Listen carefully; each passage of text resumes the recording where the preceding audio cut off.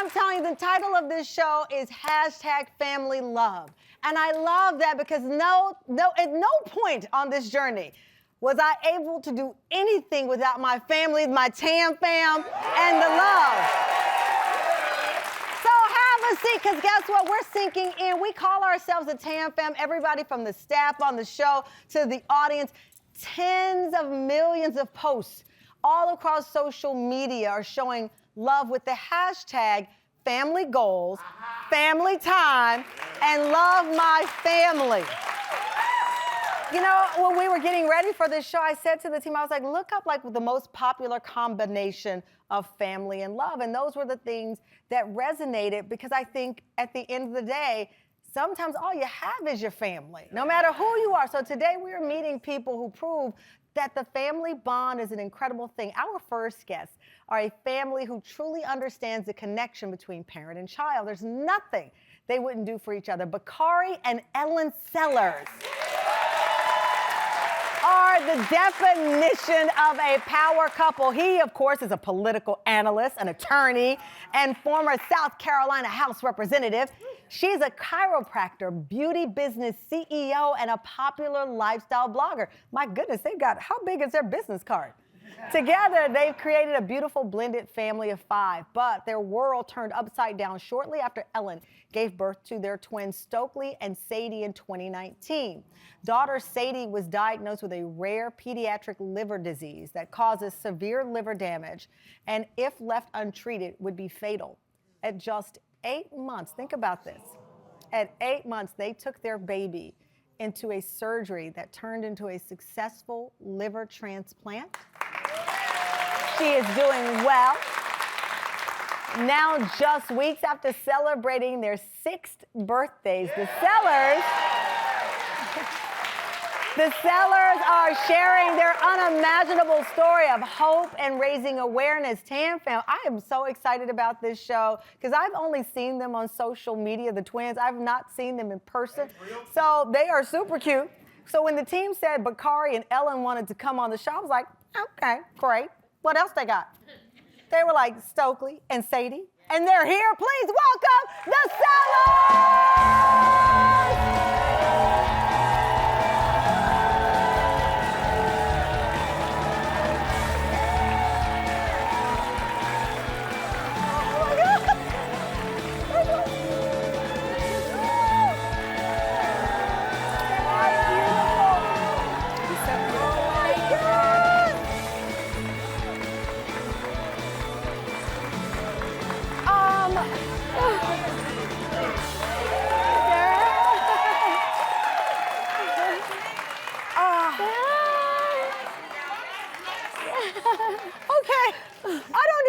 To start at this point, because I'm staring at how adorable you two are, and your dad is crying. You walked out crying.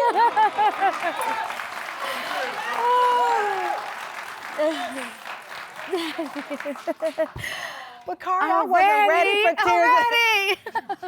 Oh, baby. What is it, Bakari? Is it the reliving it? Always. Beautiful, brother.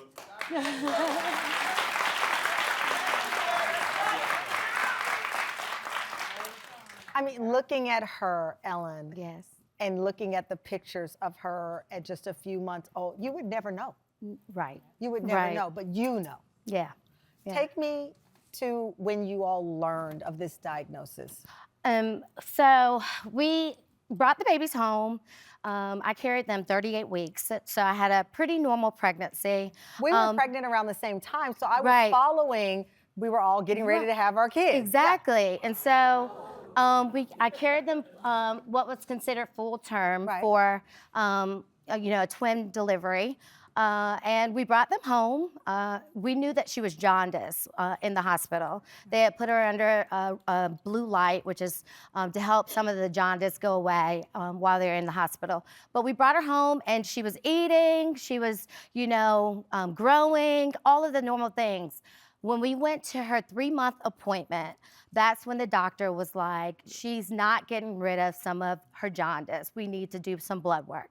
So that was on a Friday. We did the blood work, and on a Saturday morning, the pediatrician called us from the soccer field. She was in the, at an activity with her children, and she called us and said, "I need you to be at the hospital on Monday morning. It's very, serious. Her liver enzymes and her liver numbers are just off the charts. We don't know what's going on."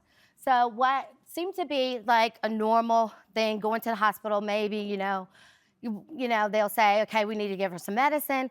That day, we stayed at the hospital the whole entire day.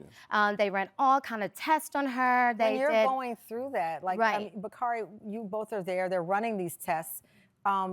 It's a rare condition. Yeah. So I would imagine it took, is it a process? It's a rare condition. It affects about 1 out of 8,000, 1 out of 18,000 live births. So it's not something you expect. It's something different for us. But we had Kai, and Kai was 13 at the time. But for me, it was new having children. And the one thing you don't want to do as a parent is to lose control. Right.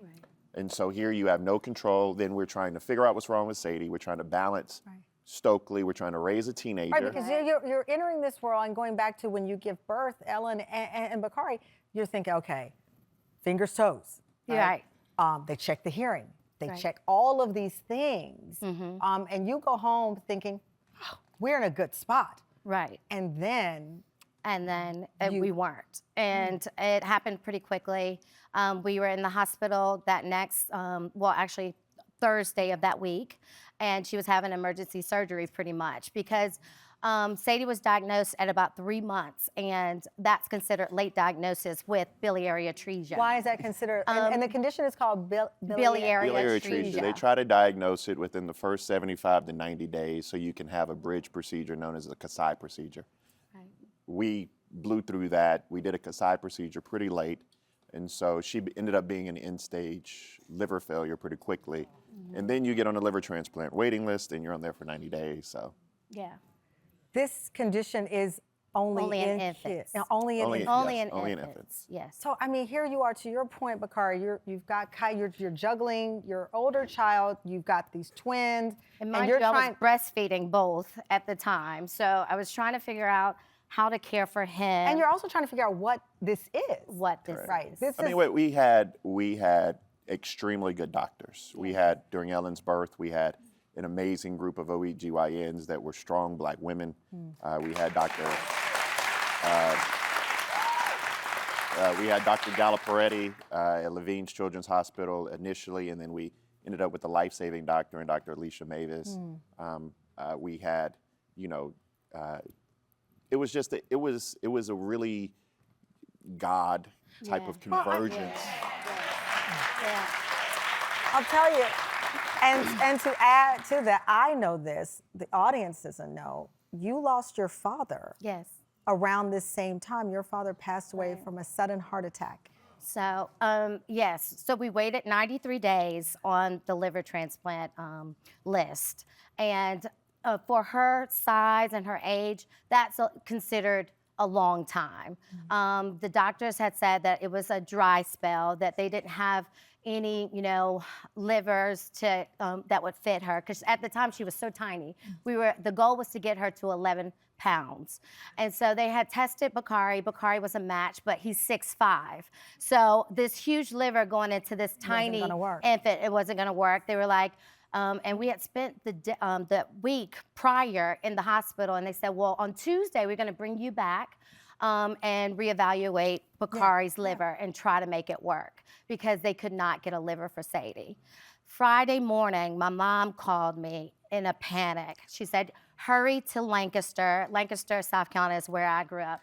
I need you here because something's happened to your father. Well, my father had been on our land and he just suddenly fell out. My father was a dentist. He had practiced the night before. He had been in people's mouth like that Thursday before.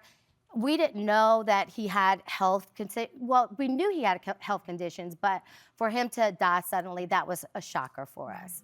So being that I had gone through such a hard labor and delivery, I almost died in labor and delivery. I lost 3/4 of my blood supply, sick child at home, Then my father, who is my best friend, died suddenly. It was just so much, Tamron. I thought I was gonna go crazy. And I literally ran outside of our house and I said, Lord, what do you need from me? I surrender. And, and my neighbors came out because I screamed so loud. And I said, I surrender, Lord. And sure enough, I went to Lancaster. I was sitting in my dad's chair, his favorite chair in his bedroom. And the doctors from Duke called me. And Dr. Mavis said, you know, Ellen, what are you doing? And I was like, you're not gonna believe what I'm doing. I'm grieving my dad's death. And she's like, oh my gosh, Ellen, it's so much. It's just too much. And I said, yeah, it's too much. She said, well, you know, I have a glimpse of hope. I think I have a match for your daughter. And that was 5 o'clock that same day. And so, you know, she gives you the whole spiel, you know, don't get too excited. The liver may not work. This might not be, you know, her liver. I said, no, Dr. Mavis. I said, you know, I believe in God. I'm you know, and I said, I think my father went to heaven and he was ready to go, you know, but I think he was concerned about our baby Sadie. And when he, you know, when he went to heaven, he probably, you know, asked God to save Sadie. And so 5 o'clock, so fast forward, our doctors she said, Ellen, grieve a little bit, you know, but, you know, with a transplant, we can't give you too much time. So I stayed that Friday, and then Saturday, Bakari and I headed to Duke, which is about 2.5 hours from our home. That Saturday morning, we headed to Duke. And for the transplant. For the transplant. Coming up, what happened after the transplant and why Bakari and Ellen are sharing their story of love and family after the break.